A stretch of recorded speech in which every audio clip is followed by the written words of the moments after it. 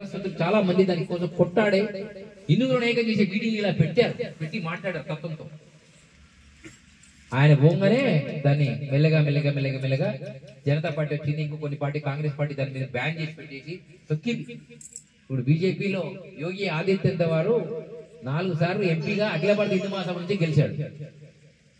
గెలిచిన తర్వాత నరేంద్ర మోడీ అన్నారు, అయ్యా నువ్వు చాలా సార్లు గెలుస్తున్నావు, మీరు మా బీజేపీ పార్టీలోకి రండి, ఇక ఆ పార్టీకి ఇప్పుడు కన్మరుగు ఉంది కాబట్టి మీరు అలాగే రండి, మీకు మంచి పదవి ఇచ్చి మీరు ధర్మాన్ని మీకు మీ పగను మీ ప్రతీకారాన్ని ధర్మాన్ని బాగు చేయండి అని అవకాశం ఇచ్చి 2 సంవత్సరాలు ఏమనొద్దు అవకాశం ఇవ్వక 2 సంవత్సరాలు ఏం లేదు, 2 సంవత్సరాలతో స్టార్ట్ చేశాడు హిందూ ధర్మాన్ని బాగు చేయడం.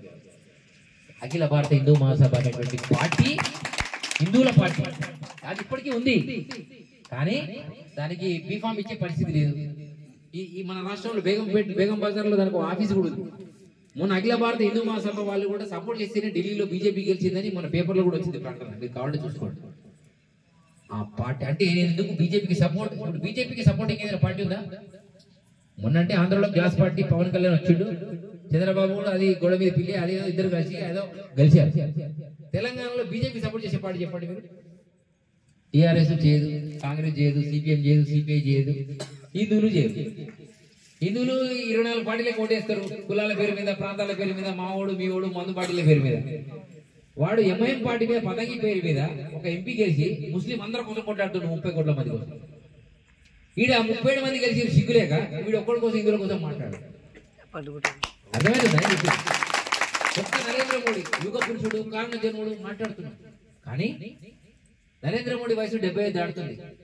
అంటే నరేంద్ర మోడీ 1000 సంవత్సరాలు బతుకులా? ఒక నరేంద్ర మోడీ బతుకుండగానే ఇంకొక 1000 నరేంద్ర మోడీలు తయారు కావాలి. ఒక యోగి ఉన్నప్పుడే 1,00,000 యోగిలు తయారు కావాలి. ఒక శివభక్తుడు ఒక శివగురువు ఉంటే 100 శివగురువులు తయారు కావాలి ఆటోమేటిక్గా. అందుకనే గురువే శివుడు, గురువు శిష్యుడే, శిష్యుడు గురువే, వీళ్ళే ఈ ప్రపంచాన్ని నియంత్రణ చెప్పారు. ఏమన్నాడంటే గురువు యొక్క లక్ష్యం కోతి పిల్ల రీతి గురువుతో నుండి నా శిష్యునకు చింత చేటు రాదు నమ్మి నమ్మకున్న దుమ్ముపాల ఊరు. ఈయన పేరేంది? ఆదిమూలం శంకర గురుస్వామి. నేను గతంలో నా చరిత్ర ఇది, నీ చరిత్ర అది ఏదో చెప్తాడు. ఎవరి చరిత్ర ఎవరికి తెలియదు తెలుసా? నా చరిత్ర మీకు తెలుసా?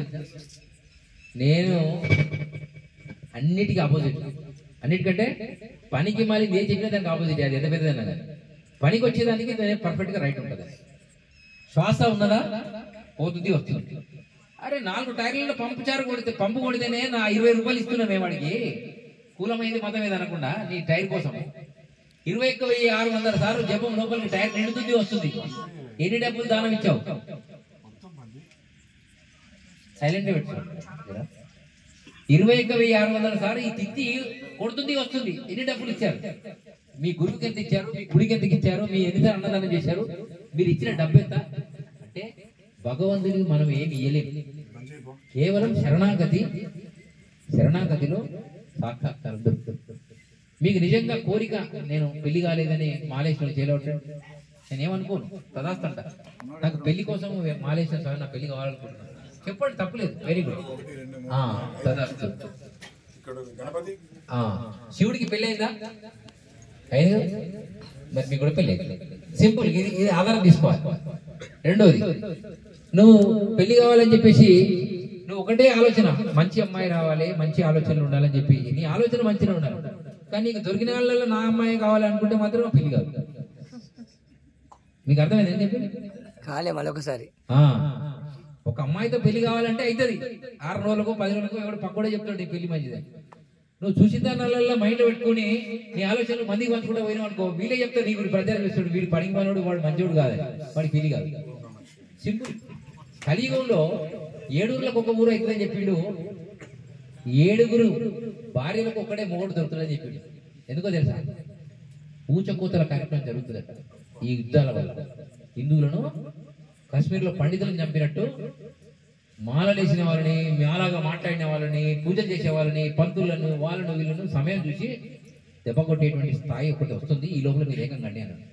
అప్పుడు పురుషులందరూ చనిపోతే ఆడవాళ్ళందరూ ఇళ్లలో ఉంటారు. వీళ్ళు ఏం చేయాలి? ఇలా ఒకటి పెళ్లి చేసుకుంటే రెండో భర్త కోసం వెతికేటువంటి ఆడ స్త్రీలు చాలా మంది ఎక్కువ. మొగోళ్ళు కూడా అంటే ఉన్నారు, వాళ్ళ గురించి అనడానికి. అంటే అది కామ సంబంధించిన భోజనాల వల్ల, ఆలోచనల వల్ల జరుగుతుంది. అంటే 7 ఊర్లకు ఒక ఊరు అవుతుంది అన్నాడు. ఏడు భార్యలకు ఒకడే ఏ పరిస్థితి కూడా వస్తుందని చెప్పి దిక్కు లేకపోతే ఏం చేస్తాడు? ఇలా ముస్లిమ్స్ ఉన్నారు, అన్న కొడుకు చేసుకుంటారు, తమ్ముడు కొడుకు చేస్తాడు, చెల్లెలు కూడా చేసుకుంటారు. అంటే వాళ్ళ తత్వంలో రక్తం మాదే ఉండాలి, ఎవడు రావద్దు. మరి మనకు ఆ స్థితికి దిగజారకుండాలని మన యొక్క యూనిటీని పెంచండి దయచేసి. ఇలా చెప్పుకుంటే పోతే నేను ఒక 5-6 రోజులు కంటిన్యూషన్ గా లేవకుండా చెప్తా. నీళ్ళు కూడా తాగలేదు, నడుస్తూనే ఉంటుంది ఇక సినిమా. మన బుక్ కూడా చూసేది. అట్లాంటి విషయాలన్నీ మన లోపల ఉన్నాయి. మీరు వేస్తే అందరూ మన ధర్మానికి సంబంధించిన దాన్ని పటిష్టం చేయండి. ఈ దేవాలయం శివదీక్షలో మీరు ఇప్పుడు 100 మంది ఉన్నారు కదా, వచ్చే సంవత్సరం ఒక్కొక్కడు ఒక్కొక్క వ్యక్తిని ఈ మాలకు తీసుకురండి. ఒక్కరే బండి మీద ఎక్కువ రావాలి కదా, ఎక్కువ పెట్టుకోదు. మళ్ళా ఒక్క వ్యక్తిని మీకు సంబంధం లేని, సిస్టంలో సంబంధం లేని వ్యక్తిని ఈ శివమాలకు తీసుకురండి. 200 అవుతారు. మళ్ళీ వచ్చే సంవత్సరం 300, 500. ఇక్కడ గుడి రాదులతో కాదు, బంగారు పిల్లర్స్తో తయారైంది. డబ్బులు అవసరం లేదు. మీరు 100 మంది ఉన్నారన్నారు, 1000 రూపాయలు మంచికి ఇస్తే ఎంత అవుతుంది? ఇంకా మీకు పైసలు ఇవ్వడి. 1,00,000 ఉన్నది అనుకో, 1,00,000 ఉందా, మాకు 10 లక్షలు ఉంటే 9 లక్షలు ఇచ్చే లీడర్లు తయారైతారు. కార్పొరేట్ ఎలక్షన్లు వస్తున్నాయి. ఏ లీడర్ అయినా ఫస్ట్ శివగారి కూడా మీరు చంద రాయండి. మా 100 ఓట్లు ఇంటూ 100 ఇంటూ 4 ఓట్లు. మా ఇంట్లో ఎంత? 14, 40, 400 ఓట్లు నీకే. ఎవడు వచ్చినా ఇదే చెప్పాలి, వాడు ఏ పార్టీ అయినా కానీ చెప్పాలి. పని మీద కాన్సన్ట్రేట్ చేయండి. ఇది చాలా పెద్ద ప్రోగ్రాం జరుగుతుంది ఇక్కడ ఉన్నది. నేను ఇక్కడికి వచ్చినా అంటే ఆయన పాప చాలాసార్లు బదిలాడండి. మొన్న కూడా రావాలి స్వామి అంటే కుదరలేదు. ఈ రోజు కూడా మీకు ఎట్లా దొరికినంటే శివశంకర స్వామి మీరు